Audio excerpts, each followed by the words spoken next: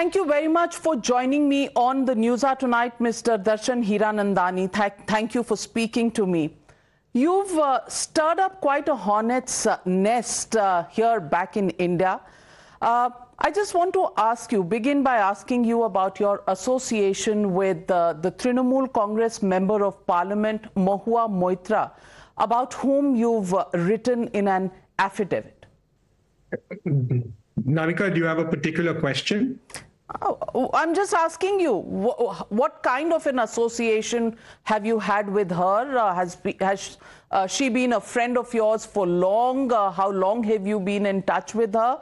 How well do you know her? She's been a close personal friend since 2017.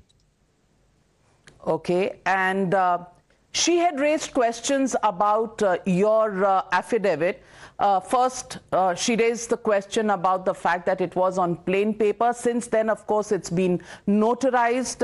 She's also made some allegations about how this affidavit has been signed and written by you under duress. I want to ask you, Mr. Darshan Hiranandani, have you given this affidavit under duress? Navika, the affidavit is signed by me voluntarily, no fear, no favor. Testimony of that is that I had it notarized at the Indian consulate in Dubai. So you're saying Mahua Moitra is wrong when she says that this was an affidavit which was drafted in the Prime Minister's office and sent to you, and you were given 20 minutes with a gun to your head to sign it? Navika, I can only say that this was clearly drafted by my lawyers based on my statement. Since I'm in Dubai, I had it notarized in the Indian consulate in Dubai. Then I sent it to the Privilege Committee of Lok Sabha and copied to CBI and Dr. Nishikant Dubey by email. But let me ask you about allegations, and the story begins from the fact that there is an affidavit that has been given by Mr. Jai Anand Dehadrai, who is a lawyer and a close associate of Ms. Mahua Moitra, who says that he is privy and he is witness to a few conversations between you and the Member of Parliament. In fact, in these allegations made by Jai Anand Dehadrai, in paragraph 9 of your affidavit, you say, as was he warned, she thought that the only way to attack Shri Modi is by attacking Shri Gautam Adani and his group, as both were contemporaries and they belong to the same state of Gujarat. She was helped by the fact that the rise of Gautam Adani had created jealousy and detractors among some sections of businesses, politics and media, both within and outside the country. So she expected support from these sections in her endeavor to malign and embarrass the Prime Minister by targeting Shri Adani. Mr. Hiranandani, Mr. Jai Dehadrai has accused both you and Moitra of a criminal conspiracy of asking questions in Parliament. Do you think you were under pressure to ask these questions in Parliament through Ms. Moitra? Navika, what actually occurred is there in my affidavit. Any part or any involvement in anything is in this matter is regrettable and an error of my judgment. Error on your judgment. Error on your judgment of whom? The process in Parliament or the Member of Parliament and your impression of her? I think me being entangled in this whole matter is an error of my judgment. And like I said, I've been very clear and explicit in my affidavit about what happened. And, I've got nothing more to add as far as that's concerned.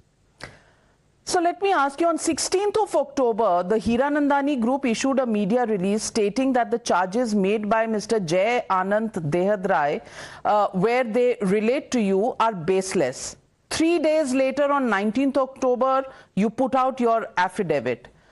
Why did you decide to abandon your previous position, and does it really mean that the allegations of Mr. Jai Anand Dehadrai are actually true and correct?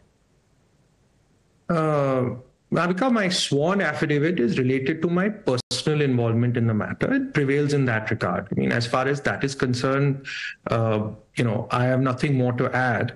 But the reality is that after the complaint of Advocate Behadra brought the matter into full limelight, it then snowballed into a political controversy with the Parliamentary Committee on Ethics formally taking up the matter. Since it involved me by name directly and personally, it was incumbent upon me as a responsible citizen to bring the facts as they are before the public. Our group's a law-abiding business with a focus to build a nation. And frankly, I regret that my personal error of judgment has embarrassed my family directly and my employees and my company indirectly. But reality is I felt that instead of a long process of investigation and denials, I must come forth with the facts upfront and cooperate fully, as is my nature, and feel relieved. So initially you thought this would blow over, and therefore the release from your company saying there was no involvement, and then the change of heart because the matter went to a parliamentary committee. Was it fear? Was it just the desire to come out with the truth? What changed your mind?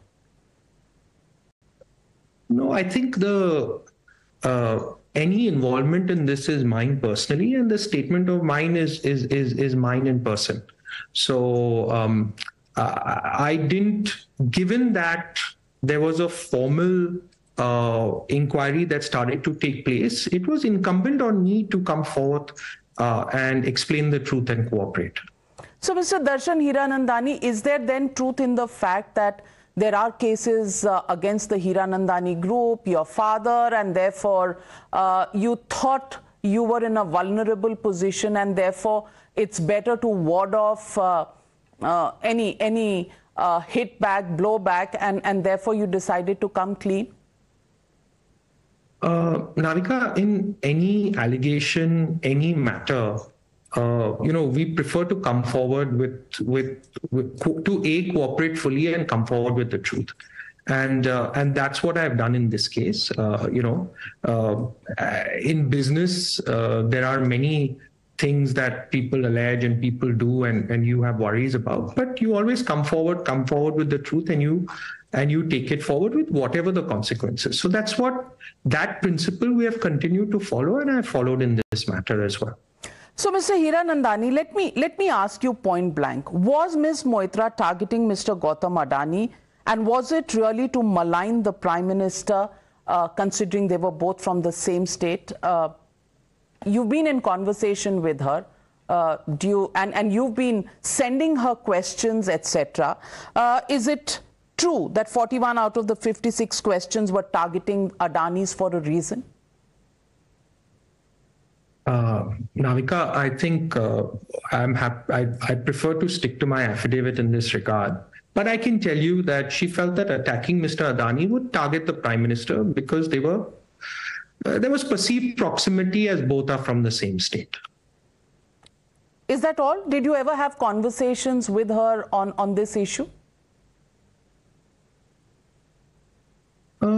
She was a personal friend, and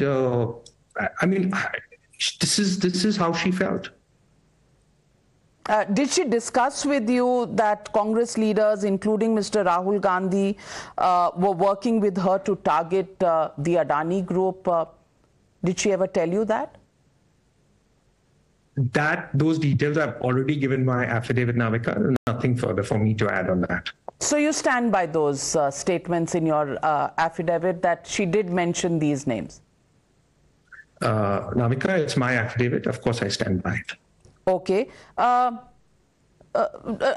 also want to ask you, Mr. Behadra claims that he's witnessed phone calls between you and Mahua Moitra, where you instructed her to raise specific questions in exchange for cash and valuables. I want to ask you very clearly, Mr. Hiranandani, did you make any payments to Ms. Mahua Moitra? Navika, what actually occurred is there in my affidavit. And, you have not specified. I have your affidavit in front of me on the issue of gifts and money. There isn't too much of detail, but these are mentioned in Mr. J. Anand Dehadrai's affidavit, which is why I'm asking you. Navika, again, I'll stick to what actually occurred is there in my affidavit. And any part of mine in this whole episode is regrettable and an error of judgment. Mr. Hiranandani, there is also a mention in your own affidavit that you did help her she was allotted a member of parliament resident in Telegraph Lane, and you helped her do up the house and do the interiors of the house. So I'm saying that there is material exchange that did take place between you and her? Navika, again, I've addressed this in my affidavit. Nothing more, nothing less. I don't wish to add to it right now. But there is specific amounts that have been spoken about, and this is going to come up in the investigation. And Mr. Hiranandani, you've said you want to come clean even before the investigation begins. So Mr. Dehadrai claims that 75 lakhs were given directly to Ms. Moitra in cash prior to the Lok Sabha elections of 2019. This was for her election expenses. Now 75 lakhs is a amount that is very specific. It's a yes and no question. Was this given or not given? Navika, again, I've already addressed this. Whatever I am aware of, whatever my involved in the matter, I have already put it in the affidavit. Nothing more, nothing less. I don't wish to add to it right now. But the allegations on money have not been clarified, and this is likely to come up in the investigations, which is why I ask you. There are two specific allegations, one of a 75 lakh rupee payment and one a 2 crore through Hawala channels to a close associate of Mahua Moitra, who's also a member of parliament. There are two allegations on specific amounts. I just think it's an opportune moment, Mr. Hiranandani, for you to come clean. Navika, whatever extent of my involvement is there in the matter is already there in the affidavit. So, like I said, and I am there to cooperate fully with the agencies and with the ethics committee, and I will do it fully and frankly. So let me ask you in another way. J. Anand Dehadrai has made certain allegations. Many of those have been clarified by you, and you've virtually said that these allegations are true. Should I believe that half of them are true and half of them are not, because on the monetary aspects you've remained silent in your affidavit? Why is it that you're silent on these issues? Navika, I have provided details in terms of what actually occurred as far as my involvement is concerned, and those matters I have clarified. I have nothing more to add on that. You said that there's been an error of judgment on your part. The gifts, and I can read out the list that has been provided by Mr. J. Anand Dehadrai: iPhones, diamond and emerald jewelry, scarves from Hermes and Louis Vuitton, 35 pairs of shoes from Salvatore Ferragamo, dozens of bottles of French and Italian wine, luxury cosmetics, bags from Gucci, a crocodile leather bag, cash in rupees and pounds sterling. These are very specific details that have been mentioned. Mr. Hiranandani, I mean, people give gifts to their friends. Was this just friends giving gifts to friends? Navika, like I said, that I would prefer to stick to my affidavit. And, when called upon by either the Parliament Ethics Committee or any sort of authority, I will gladly cooperate and provide each and every detail that's required.